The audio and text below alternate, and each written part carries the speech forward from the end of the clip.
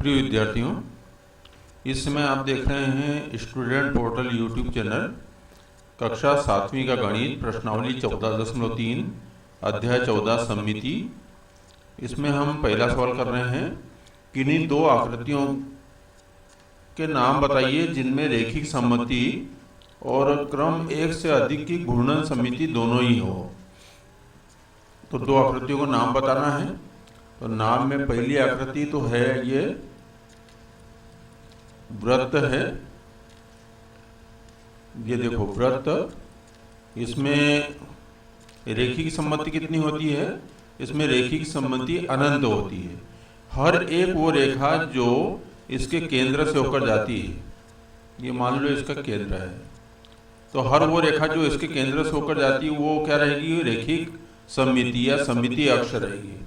और एक से अधिक की घूर्णन सममिति, तो इसको कितने भी कोण से घुमाएं, अगर एक अंश से भी घुमाते हैं, 1 डिग्री से भी घुमाते हैं, तो इसकी वो घूर्णन सममिति रहेगी। तो 1 डिग्री, 2 डिग्री, 3 डिग्री, पूरे 360 डिग्री तक घूर्णन सममिति रहेगी। तो रेखिक सममिति भी और घूर्णन सममिति भी दोनों एक से अधिक है। और दूसरा है ये है समबाहु त्रिभुज। समबाहु त्रिभुज में क्या होता है? रेखिक सममिति कौन सी होगी? रेखिक सममिति देखो, जो ये शीर्ष से ये एक भुजा जा रही है, एक शीर्ष से ये भुजा जा रही है, ये रेखिक सममिति, और ये शीर्ष से जो जा रही भुजा, ये रेखिक सममिति। तो इसमें 3 रेखिक सममिति है। और घूर्णन सममिति कितनी है? देखो घूर्णन सममिति है इसमें, ये यहां से पहले शीर्ष और दूसरे शीर्ष के बीच में ये कोण बनता है 120 अंश का। ये बनता है 120 अंश का। तो एक घूर्णन ये, दूसरा घूर्णन ये 120 अंश का, और तीसरा ये 120 अंश का। तो यहाँ पे 3 घूर्णन कोण आएंगे। 120 अंश पहला घूर्णन, 240 अंश दूसरा घूर्णन, और 360 अंश तीसरा घूर्णन। तो इसमें 3 घूर्णन सममिति है और 3 रेखिक। तो समबाहु त्रिभुज में 3 रेखिक सममिति है और 3 घूर्णन सममिति है, और इसमें अनंत है। अब हम करते हैं सवाल नंबर 2। ये है सवाल नंबर 2, जहां संभव हो निम्नलिखित की एक रफ आकृति खींचिए। ये सवाल नंबर 2 के 4 भाग है, जिसमें हम पहला भाग देख रहे हैं ये कि जहां संभव हो निम्नलिखित की एक रफ आकृति खींचिए। पहला है एक त्रिभुज जिसमें रेखिक सममिति और क्रम एक से अधिक की घूर्णन सममिति दोनों ही हो। तो ये हमने देखा था इसके पहले वाले सवाल में। त्रिभुज लेना है, तो ये त्रिभुज कैसा आएगा? देखो ये त्रिभुज आएगा समबाहु त्रिभुज। तो समबाहु त्रिभुज में कितनी रेखिक सममिति है? हमने देखा था एक, जैसे ये एक शीर्ष से गई है,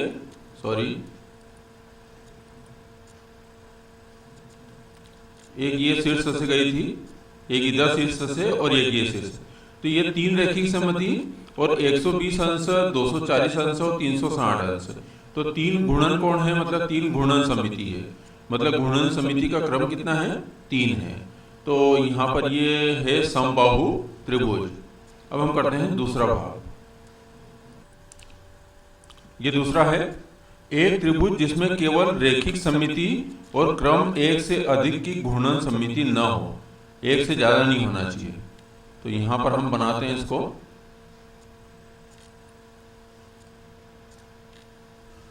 ये देखो, ये है समद्विबाहु त्रिभुज, जिसमें ये भुजा और ये भुजा दोनों बराबर है और ये भुजा छोटी है। तो यहां पर क्या होगा? रेखिक सममिति कितनी आएगी? केवल 1 आएगी।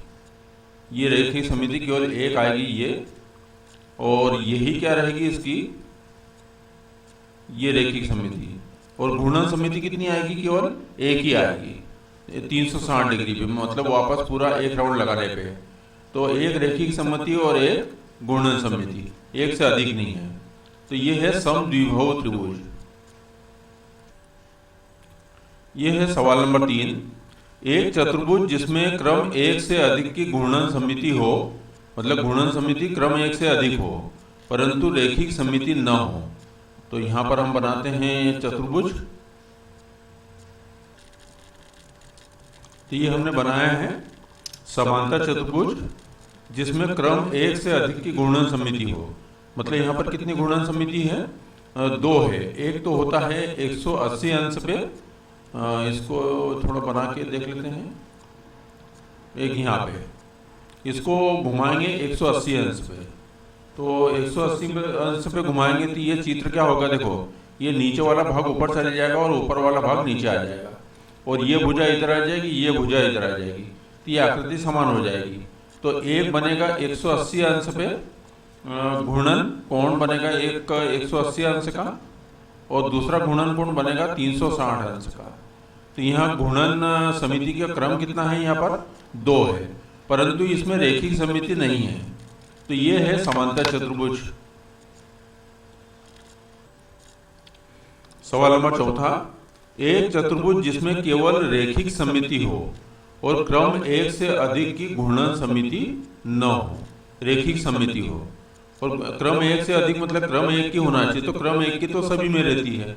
तो यहाँ पर केवल रेखिक समिति होना चाहिए और क्रम 1 से अधिक की घूर्णन समिति न हो। तो इसके लिए हम चित्र बनाते हैं।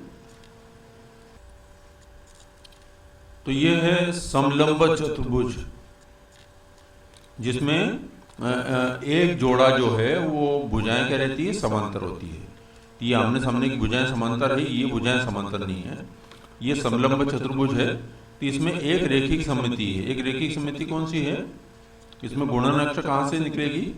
ये गुणन अक्ष एकदम बीच में से निकलेगी, यहाँ से। तो ये यहाँ पर रहेगी एक रेखिक समिति, ये रेखिक समिति। इसके इस तरफ और इस तरफ ये चित्र समान है, तो ये रेखिक समिति एक है, पर इसमें घूर्णन समिति नहीं है, क्योंकि अगर इसको कितने भी कोण से घुमाएंगे तो ये क्या होगा? ये बड़ी भुजा ऊपर चली जाएगी, छोटी भुजा नीचे आ जाएगी। अगर 180 अंश पे घुमाते हैं तो चित्र वैसे नहीं बनेगा। और यहाँ पर भी भुजाएं जो है, या जो 2 भुजाएं, ये भी क्या है? एक दूसरे के समांतर नहीं है। तो यहाँ भी चित्र कैसा बनेगा? आड़ा कप। जैसे ये एक उल्टा कप है तो ये कप हो जाएगा इस प्रकार से, आड़ा कप हो जाएगा। तो कहना मतलब यहाँ पर इस आकृति को पूरे एक राउंड घुमाते हैं तो ही अपनी पूर्व स्थिति में आएगी। मतलब 1 से अधिक की घूर्णन समिति नहीं है, पर रेखिक समिति है। ये रेखिक समिति है। ऊर्ध्वाधर जो रेखा है ये रेखिक समिति है। अब हम करेंगे सवाल नंबर 3। ये है सवाल नंबर 3। यदि किसी आकृति की 2 या अधिक सममित रेखाएं हो तो क्या यह आवश्यक है कि उसमें क्रम 1 से अधिक की घूर्णन समिति होगी?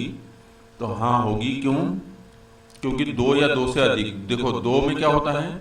जैसे आयत है, तो आयत में 2 सममित रेखाएं हैं, तो उसमें घूर्णन समिति का क्रम भी 2 है।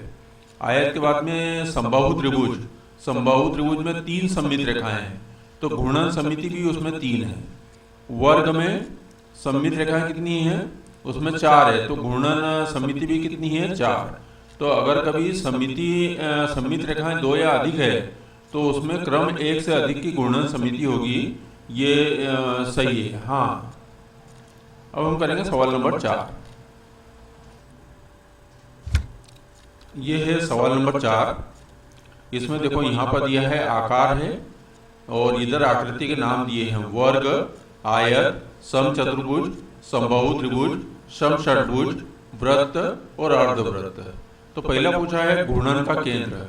तो घूर्णन का केंद्र कौन कौन सी आकृतियों के अंदर है, मतलब है कि नहीं है? तो यहाँ पर घूर्णन का केंद्र किसमें है? देखो, घूर्णन का केंद्र वर्ग के अंदर भी होता है, आयत के अंदर भी, समचतुर्भुज में भी, समबाहु त्रिभुज में भी, समषट्भुज में भी, वृत्त में भी और अर्धवृत्त में भी। घूर्णन समिति का क्रम वर्ग में कितना होता है? 4। आयत में कितना होता है? 2। समचतुर्भुज में कितना होता है? 2। समबाहु त्रिभुज में 3। समषट्भुज मतलब ऐसा मतलब ये भुज है, आकृति है जिसमें 6 भुजाएं हैं और 6 समान हैं।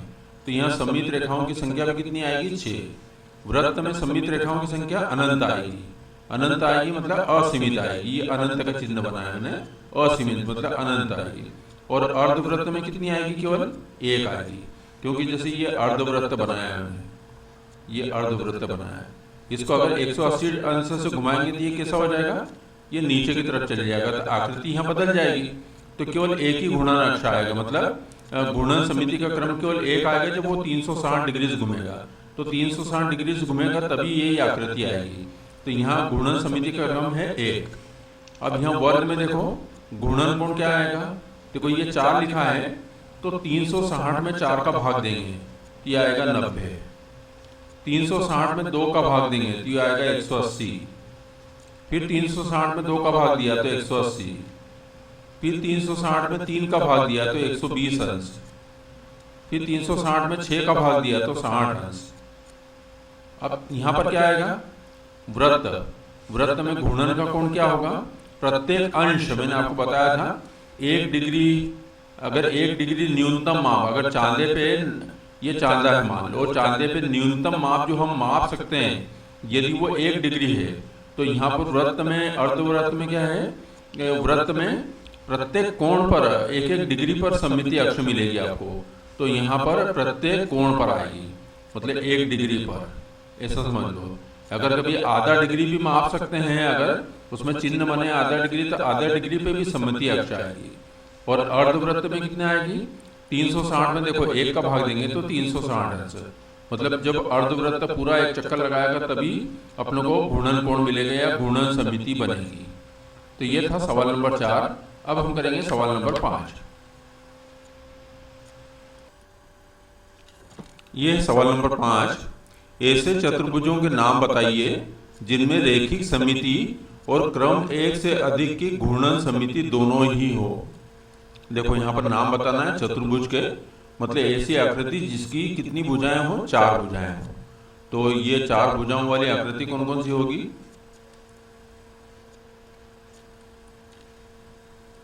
एक तो होगी 4 भुजाओं में, देखो पहले तो ये देखें 4 भुजाओं में आकृति कौन कौन सी है। आयत है, फिर उसके बाद में है वर्ग है, फिर है समचतुर्भुज। समचतुर्भुज आयत में बराबर भुजाओं के जोड़े रहते हैं, वर्ग में चारों भुजाएं समान रहती है, और समचतुर्भुज में भी चारों भुजाएं समान होती है, पर प्रत्येक कोण 90 अंश का नहीं होता। ये वर्ग में प्रत्येक कोण 90 अंश का होता है। तो इसमें समिति देखो आपको क्या बताना है?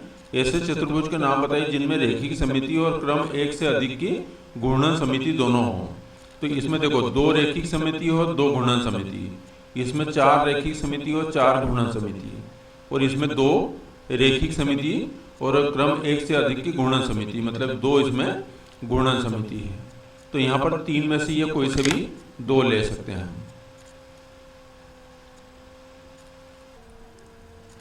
ये है सवाल नंबर 6। किसी आकृति को उसके केंद्र के परितः 60 अंश के कोण पर घुमाने पर वह उसकी प्रारंभिक स्थिति जैसे ही दिखाई देती है। मतलब ये 60 अंश क्या हो गया? घूर्णन कोण हो गया। मतलब पहली घूर्णन समिति का पहला क्रम जो है 60 अंश पे आता है, वो उसकी प्रारंभिक स्थिति जैसे ही दिखाई देती है। इस आकृति के लिए ऐसे कौन से अन्य कोणों के लिए भी हो सकता है? तो यहाँ पर हमको क्या करना है?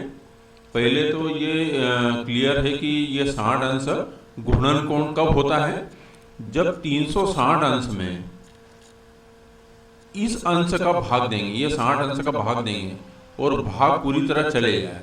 देखो यहाँ सॉरी ये डिग्री रहेगा, 0 से 0 कटा और 6 36, मतलब इसमें क्या आएगा? 6 घूर्णन समिति का क्रम कितने आएंगे? 6 आएंगे, और भाग पूरी तरह से गया है, इसका मतलब ये घूर्णन कोण है।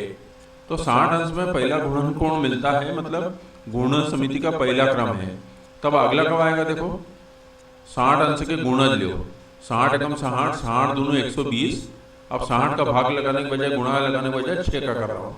6 दूनी 12, ये 6 × 18 मतलब 180 अंश, 6 × 4 24 मतलब 240 अंश, 6 × 5 30 मतलब 300 अंश, और 6 × 36 मतलब 360 अंश।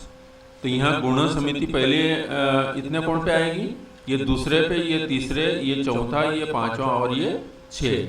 तो इस आकृति में कितनी घूर्णन समिति सममिति का क्रम है 6 है, और घूर्णन कोण ये घूर्णन कोण है, और ये पूछ रहा है इस आकृति के लिए ऐसे कौन से अन्य कोणों के लिए भी हो सकता है। मतलब ये घूर्णन कोण है तो अन्य घूर्णन कोण कौन से हैं, प्रश्न ऐसा भी हो सकता है। तो ये सभी घूर्णन कोण है 60, 120, 180, 240, 300 और 360। अब देखेंगे हम सवाल नंबर 7। ये है सवाल नंबर 7। क्या हमें कोई ऐसी क्रम 1 से अधिक की घूर्णन समिति प्राप्त हो सकती है जिसके घूर्णन के कोण निम्नलिखित हों। तो पहला दिया है 45 अंश और दूसरा है 17 अंश। तो पहले हम ये देखें कि ये घूर्णन कोण के मान सही है कि नहीं।